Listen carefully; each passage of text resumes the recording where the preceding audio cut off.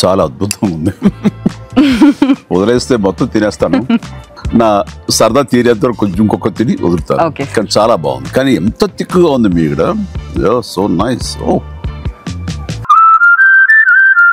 అశోక్ గజపతిరాజుకి గోవా గవర్నర్ ఎలా చూడాలి?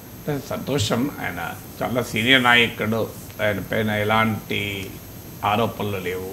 దాదాపు రాజకీయాలకు అతీతంగా ఆయనంటే గౌరవం కూడా ఉంది. 7 సార్లు ఎమ్మెల్యేగా, ఎంపీగా, కేంద్ర మంత్రిగా పనిచేశాడు. వివాదరహితుడు. సో అందువల్ల ఉత్తరాంధ్రలోనే కాదు ఎంటైర్ 2 తెలుగు రాష్ట్రాల్లో కూడా గౌరవమైన నాయకుడు. సో అందువల్ల ఆయనకు గవర్నర్ పదవి వస్తే ఎవరైనా ఆనందపడతారు. కానీ ఆయన ఇంకా ఎక్కువ పెద్ద రాష్ట్రానికి గవర్నర్ అయితే బాగుండేనని కూడా అభిప్రాయం వ్యక్తమవుతోంది. ఆయన గోవా రాష్ట్రానికి ఇచ్చారు. కానీ భారతీయ జనతా పార్టీ మిత్రపక్షాల గవర్నర్ ఇవ్వడమే ఇది మొదటిసారి. నాకు గుర్తున్నంత వరకు ఇంతవరకు మిత్రపక్షాలకు చెందిన వారికి గవర్నర్ పదవి ఇవ్వలేదు. భారతీయ జనతా పార్టీ సీనియర్ నాయకులకు మాత్రమే ఇస్తూ వస్తున్నారు. ఇప్పటికే తెలుగువారు ఖమ్మంపాటి హరిబాబు, ఇంద్రసేనారెడ్డి, బండారు దత్తాత్రేయ, సిహెచ్ విద్యాసాగర్ రావు, వి రామారావు వాజ్పేయి టైంలో అయ్యారు. ఇలా తెలుగు రాష్ట్రాల్లో ఉన్న భారతీయ జనతా పార్టీ సీనియర్ నాయకులే గవర్నర్లు అవుతూ వచ్చారు. సో మిత్రపక్షాలకు చెందిన వారికి గవర్నర్ పదవి ఇటీవల కాలంలో రాలేదు. అంతకుముందు సంకీర్ణాల్లో వచ్చాయో గుర్తులేదు. కానీ ఇటీవల కాలంలో భారతీయ జనతా పార్టీ మాత్రం మిత్రపక్షాల గవర్నర్ పదవిలే మొదటిసారి తెలుగుదేశానికి చెందిన నాయకునికి ఇచ్చారు. సో ఇచ్చినా కూడా ప్రాధాన్యతలో చూస్తే క్లియర్గా ఇప్పుడు బెంగాల్ బీజేపీ మాజీ అధ్యక్షుడికి హర్యానా గవర్నర్ ఇచ్చారు.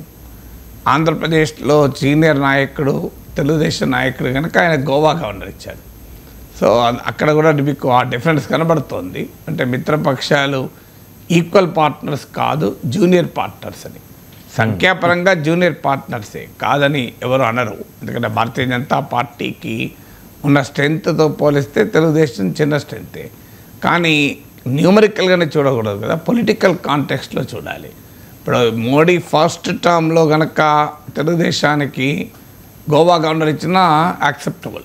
ఎందుకంటే అప్పుడు టీడీపీ మద్దతు కీలకం కాదు కనుక, ఇండిస్పెన్సబుల్.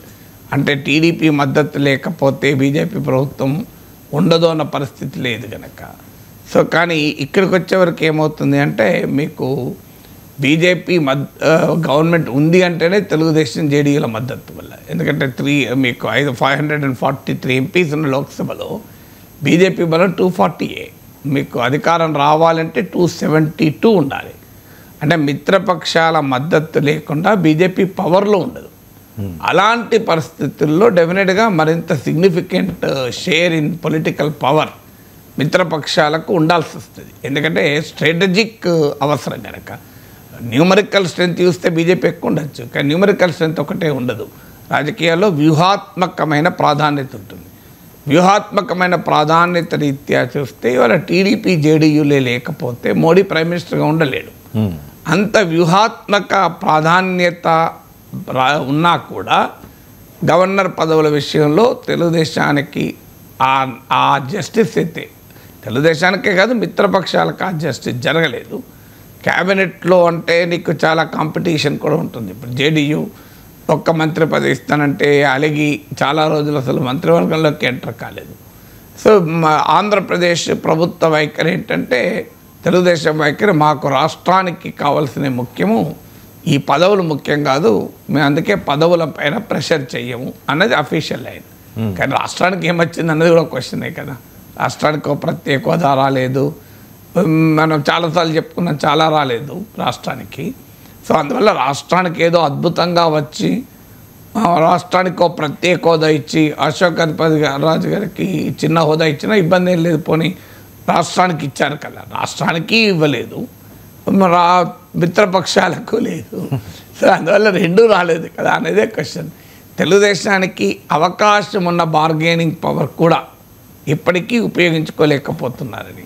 అశోక్ గజపతి రాజుకు గవర్నర్ పదవి ఆ మేరకు వచ్చింది, మరి ఎన్టీఆర్కు భారతరత్న ఎప్పుడు వస్తుందో తెలియదు. అది మరి తెలుగుదేశం పార్టీ సంకల్పానికి చిత్తశుద్ధి కూడా అగ్ని పరీక్ష. ఎందుకు మరి భారతరత్న మోడీ ఇవ్వడం లేదు, తెలుగుదేశం ఇప్పించుకోలేకపోతుంది ఎన్టీ రామారావుకు. వాజ్పేయి టైంలో మీకు టీడీపీ మద్దతు లేకుండా వాజ్పేయి ప్రభుత్వమే ఉండదు. అలాంటి టైంలో ఇప్పించుకోలేదు. ప్రతిసారి మహానాడులో తీర్మానం చేస్తారు. తీర్మానాలు ఎందుకు? నీకు అవకాశం ఉంది కదా.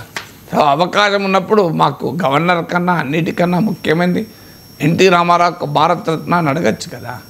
మరి దానికి తెలుగుదేశం అన్అఫీషియల్గా చెప్పేది ఆ భారతరత్న ఇస్తే దాన్ని తీసుకునేది లక్ష్మీపార్వతి కనుక, ఎందుకంటే ఆమె సతీమణి కనుక.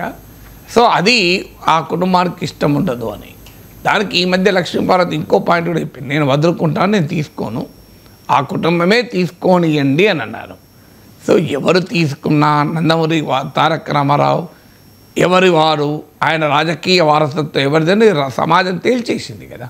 ఎన్టీ రామారావు రాజకీయ వారసత్వం చంద్రబాబు నాయుడు నాయకత్వంలో ఉన్న తెలుగుదేశానిదే అని ప్రజలు ప్రజాస్వామ్యంలో తీర్పు చెప్పారు. మీకు అంతకుముందు సొంత ఎన్టీ రామారావు కొడుకు హరికృష్ణ అన్న తెలుగుదేశం పెట్టినా నడవలేదు. మీకు లక్ష్మీపార్వతి ఎన్టీఆర్ తెలుగుదేశం పెట్టినా నడవలేదు. సో ఇవన్నీ మనకు ఆల్రెడీ ప్రజలు తీర్పు ఇచ్చేశారు. చంద్రబాబు నాయుడు నాయకత్వంలో ఉన్న తెలుగుదేశమే ఎన్టీ రామారావు ఏర్పాటు చేసిన తెలుగుదేశాన్ని కొనసాగింపు అని. ఇప్పుడు లక్ష్మీపార్వతి తీసుకున్నా ఎవరు తీసుకున్నా పొలిటికల్గా ఏమీ డ్యామేజ్ కాదు టీడీపీకి. ఆ మేరకు టీడీపీ గౌరవం పెరుగుతుంది, చంద్రబాబు నాయుడు గౌరవం పెరుగుతుంది. చూడండి, లక్ష్మీపార్వతి తీసుకున్నా కూడా అభ్యంతరం చెప్పలేదు. ఆడ ముఖ్యం రామారావుకు భారతరత్న వస్తుందా లేదా అన్నది, ఎవరు తీసుకున్నారన్నది ముఖ్యం కాదు కదా. కానీ ఎవరు తీసుకుంటారనే దానిపైన రామారావుకు భారతరత్న అవకాశం ఉండి కూడా తెలుగుదేశం ఇప్పించుకోలేడం లేదు. వాజ్పేయి ప్రభుత్వ హయాంలో అసలు అడిగితే కాదనే పరిస్థితి లేదు వాజ్పేయికి. ఇప్పుడు నిన్నగాక మొన్న జేడీయూ కోసం కర్పూరి ఠాకూర్కి ఇవ్వలేదా? మీకు రాష్ట్రీయ లోక్దల్ ఆర్ఎల్డీని కలుపుకోవడానికి చరణ్ సింగ్కి ఇవ్వలేదా? వాళ్ళు ఎన్టీ రామారావు ఒక్కరే ఎందుకు ఇవ్వడం లేదంటే వాళ్ళు ఇప్పటికైనా గవర్నర్ల కన్నా కూడా ఎన్టీఆర్కు భారతరత్న పైన కనుక తెలుగుదేశం కేంద్రీకరిస్తే చాలా సంతోషం.